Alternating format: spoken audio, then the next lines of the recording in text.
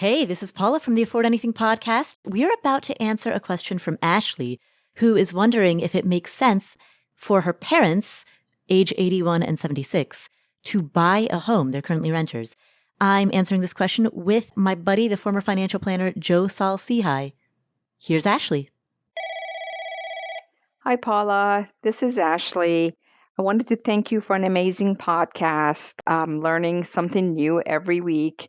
My question is actually for my parents. My dad is 81, my mom is 76. They are currently renting a place at an apartment complex. They pay about $2,500 a month in rent, and they have about $1,000 in expenses, from anything from car and insurance and groceries. They do have about 700,000 in mutual funds and Roth accounts and about 300,000 in cash. They don't have any long-term insurance or life insurance. And my question is, does it make sense for them to buy a house or a townhome? Something around 300 to 350. I'm just wondering if it makes sense at their age to buy a place so they can use it as investment in case they need it for a nursing home later on. I just hate for them to waste their money paying rent. Looking forward to your feedback and appreciate all you do. Thanks. Ashley, thank you so much for the question. First, I commend you for looking after your parents' finances, wanting to make sure that they're going to be okay as they enter their golden years. Both of my parents are 82, so I share the experience of feeling protective of them, entering that stage of life where you flip the script and you want to parent your parents, right? You want to protect them. So let's talk about the answer to your question. First, let's take a look at the numbers. Let's assume that your parents qualify for a mortgage, and I'm going to put a pin in that because we're going to have a separate conversation a little later on about whether or not they're able to qualify for this mortgage. But let's assume that they qualify for a mortgage on a home that is valued at $350,000. We'll assume they make a 20% down payment, so they put down $70,000.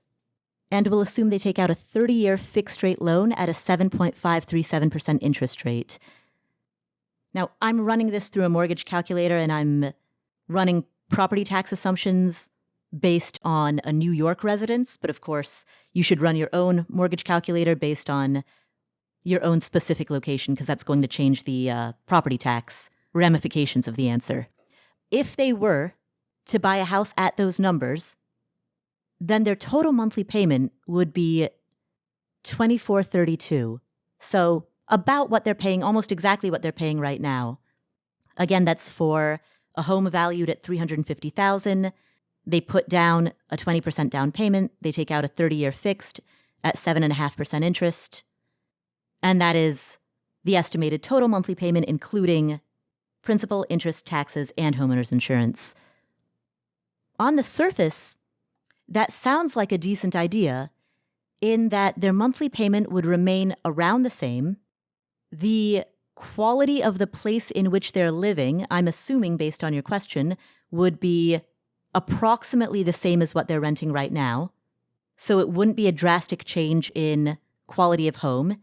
It wouldn't be a drastic change in monthly payment. And given that they have $300,000 in cash, and we're running these assumptions assuming a $70,000 down payment, it also wouldn't unduly drain their cash. They would still be left with $210,000 in cash plus $700,000 in mutual funds. So under that set of assumptions, I like the idea, but there are a couple of caveats that I want to put into place. One is the question of whether or not your parents would enjoy and be comfortable in that particular home. Could they actually purchase something for $350,000 that is comparably comfortable to the place that they are currently renting?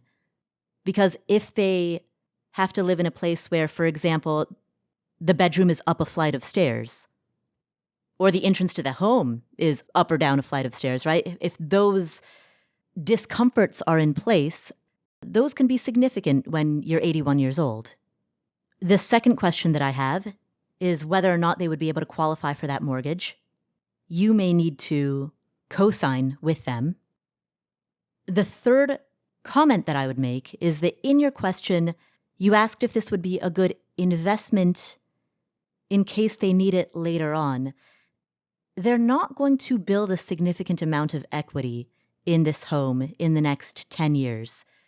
Most of their mortgage payments for the next decade are going to go towards interest, taxes, and insurance. The amount of the payment that goes towards principal payoff is incredibly small. So if you're looking for them to build their investments, what you could do is run an amortization calculator. There are plenty of free ones online.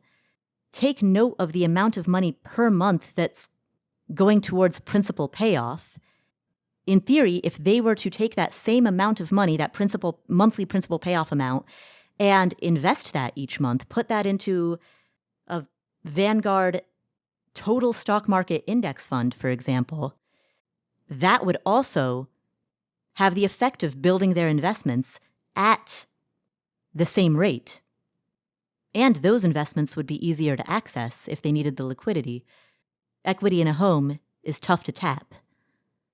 So I would only do it if they would enjoy living in a place that had a similar monthly payment to what they're paying now. Otherwise, I'd urge you not to think of them as quote-unquote throwing their money away on rent.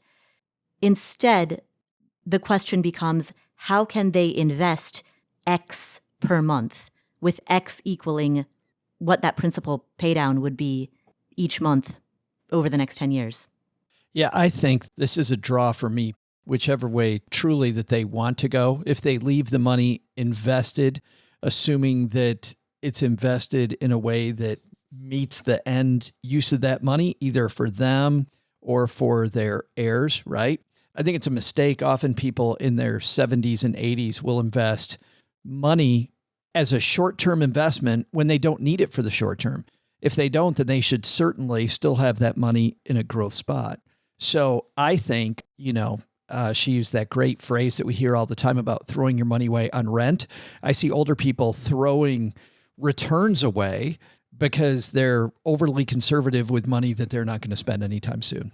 Right. So I think thinking about when they're going to next use a dollar is important. And I also think about their ages, and I think about the transaction costs of moving into that house. I don't think that at their age that should be overlooked, because I think that, if you pay a 5% fee on a loaded mutual fund, we definitely look at that fee, that commission in this case, because of the fact that they might not be living there longer than X number of years. Who knows? But certainly not moving into it at 35. I think that those transaction costs, along with the amortization stuff that you talked about, is also important. Mm. So as an investment, house as investment, I think is a key part of this question. The answer is no. House as something where they're going to be more comfortable, that they own, that they may need later, that suits their needs more, because they have enough money to remain financially independent? Certainly. I also have to say there might be an underlying question here, Paula, which is about long-term care costs. And so money in a brokerage account would be subject to long-term care costs if it's inside of a primary residence and it's beyond the look-back period, where the government will look back and see if those assets are in a spot that are available or not. What she might be alluding to is setting them up for Medicaid, paying for any long-term care expense versus paying for that out of pocket. I'm not a fan, number one, of playing those games at all. But also, number two, I think it's a long-term care planning. I wouldn't make this house move. I'd go talk to an elder care attorney about what her options may be and what might be the best ideas. Right. One of the benefits of really either option, depending on what's available in the area for that $2,500 a month monthly payment, they may want a home that is set up for a caretaker, either a live-in caretaker or somebody who, just visits often enough that they need a spare bedroom or need a spare basement or guest house or casita for that person. The benefit to renting, Ashley, is that your parents have flexibility. So if their needs change in the future, it's relatively easy for them to move when their lease ends. Or heck, even break the lease early for a 1-month fee, or whatever the fee is. Typically, it's going to be around a month-ish. But check the lease, of course, for details. So the benefit of renting is that they have that flexibility as their mobility needs change and as the need to be in proximity to caretakers changes. The other benefit to them living in an apartment, you said they're renting an apartment right now, is that if a family member wanted to live close to them but still have some independence, apartment buildings are perfect for that, right? You could rent an apartment on the same floor. And so you could live very close to your parents on the same apartment floor as them, but still have each of you have your own independent living quarters.